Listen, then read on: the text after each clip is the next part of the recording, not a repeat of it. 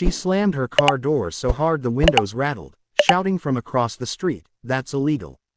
You can't have that here." My wife, holding her toddler in one arm and the baby carrier in the other, froze for a second, and I could see her jaw tighten. "It's not a gun. It's a training holster, Karen. Calm down," she said, trying to reason with the woman who acted like she owned the whole block. But Karen didn't listen. She was already on the phone, her voice shrill, demanding police come immediately. I felt my blood boil, but I didn't move, because I knew she had no clue who she was messing with. Seconds later, 2 squad cars screeched into our driveway. Karen's eyes lit up like she had won the lottery. "Finally, do your job," she yelled, pointing at my wife as if she was a criminal.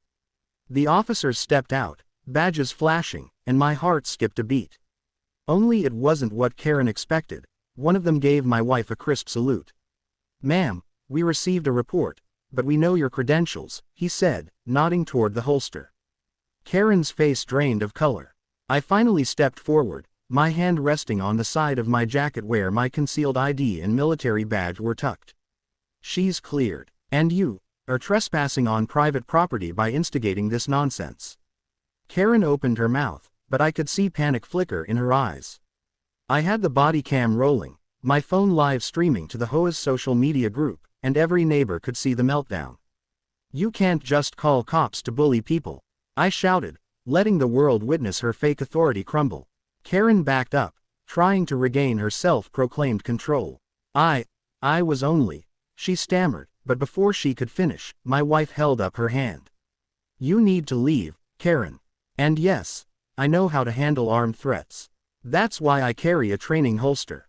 The words hung in the air, shocking everyone, including the cops who were still trying to mask their smirks.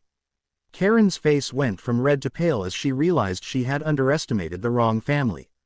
By the time she stormed off, muttering about law rules and complaints, the neighborhood had gathered. Whispers spread fast. "Did you see? She tried to scare them, and they're military. She's totally out of line," I heard someone say, and I couldn't help but smirk. My wife looked at me, exhausted but unshaken. "They'll think twice before messing with us again," she said quietly. And I knew she was right, because in our hands, truth, proof, and a little patience were more powerful than any fake badge. Karen didn't give up that easily. The very next morning, she appeared at our mailbox, waving a stack of papers like she had won some battle. "You've violated law regulations. This is your final warning," she screamed, her voice echoing down the street. I grabbed my coffee and stepped outside, watching her theatrics with quiet amusement. My wife, still in her uniform, stood behind me, arms crossed, her expression calm but deadly. "Karen, you do realize we own this house outright, right?" I said, letting the words hang. Karen's eyes narrowed, as if she was searching for a way to spin her narrative. Without missing a beat, she snapped a photo of our yard and marched down to the street, trying to find neighbors who might back her up. But as soon as she turned the corner, my phone buzzed, live feed notifications were going off. I had already started sharing clips from the previous day, showing her screaming, calling cops unnecessarily, and the salute she had received. Comments exploded. "Who does she think she is? That's harassment." Even the HOA group chat lit up with neighbors demanding she be stopped. Karen came back, fuming, this time dragging a self-printed violation notice that claimed we had illegal modifications on our property. She slammed it on the front porch like a gavel. "This is your last chance," she yelled. My wife leaned over, picking up the paper, her fingers brushing over the words, and smiled. "Funny, because these are fake. And you just trespassed by leaving them without permission." Karen's mouth opened, then closed, then opened again, unable to find a response. Before she could react, I calmly walked to my truck and pulled out a folder. Inside were official property deeds, permits, and HOA communications showing every time she tried to overstep. I started reading aloud, letting neighbors gather in the street.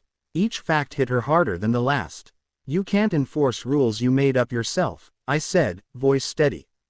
Karen's face twitched, realizing every attempt to bully us was on full display.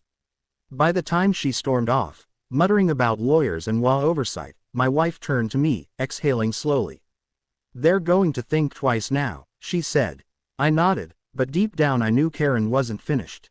She thrived on chaos, and this time, I was ready to meet her head on, with every legal document, every camera, and every neighbor watching. The war had just begun, and she had no idea who she was really up against. That afternoon, Karen tried a new tactic. She drove up with a rented van, claiming she was there to inspect our property for safety violations. I watched from the porch, my heart steady but alert.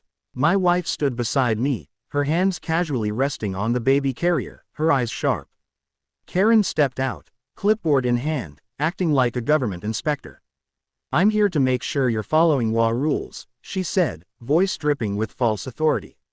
I walked over slowly, smiling, and held up my phone. Funny, because every inspection you're claiming has never been authorized. And I have footage of you trespassing yesterday. My words hit her like a slap. She faltered, trying to mask panic with indignation. I'm just making sure, she stammered. I could see her hands shake as neighbors peeked from windows and lawns, curious and growing wary of her antics. Then my wife stepped forward, voice calm but icy. Karen, you need to leave. Now, she gestured to the live stream on my phone, showing every interaction from yesterday in the morning. Karen's face twisted in fury as she realized the evidence was undeniable.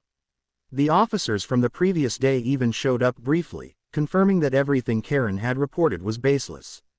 The van stood there like a monument to her failure, her bluff completely exposed. Before she could protest, my wife added, and if you try to touch our property or harass us again, it's no longer just a warning. This is legal trespassing. The words were simple, but they carried the weight of authority and truth. Karen's mouth opened, closed, and finally, she stomped back to her van, muttering threats that nobody took seriously. As she drove away, my wife turned to me, smiling faintly but tired. This isn't over, but every move she makes now, everyone sees the truth. I nodded, feeling the surge of satisfaction and relief that comes when justice, patience, and preparation meet arrogance head-on. Karen had tried every trick, but our proof, our calm, and our vigilance had cornered her completely. And the next twist, our final move, was just waiting to unfold. That evening, the neighborhood was quiet, but the tension lingered like smoke in the air. Karen had disappeared for a few hours, but we knew she was scheming. Then, just as the sun began to set, she returned, this time with a camera crew claiming she was documenting law issues for a news report. She strutted up the driveway, trying to look confident, but the moment she stepped onto our property, my wife calmly raised her hand. Karen, again, you're trespassing. And now, you're recording illegally, she said, her tone even but unshakable. I switched on the live stream, broadcasting everything to hundreds of neighbors who had been following the saga. Karen's smug smile faltered as the reality hit. She was caught on camera breaking the law herself while trying to frame us. I could see her panic grow, and before she could argue, the officers from earlier arrived, having been tipped off by concerned neighbors. One of them spoke quietly but firmly. Ma'am, we've had multiple complaints about your behavior. You're under investigation for impersonating law authority and harassment. Karen's face went pale, her hands shaking. She tried to grab her camera, but the officer calmly instructed her to put it down. My wife looked at me, her expression softening. Sometimes, justice just needs a little patience, she said. The neighbors cheered quietly from their lawns, whispers of relief spreading fast. Karen was escorted off the property, humiliated and powerless, while the evidence we had collected ensured she couldn't come back. I put my arm around my wife and our children, feeling the weight lift off our shoulders.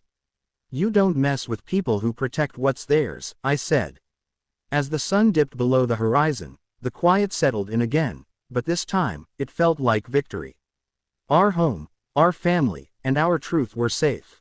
And somewhere in the distance, the echoes of Karen's defeat reminded everyone watching. Authority can be faked, but courage, preparation, and integrity will always expose it.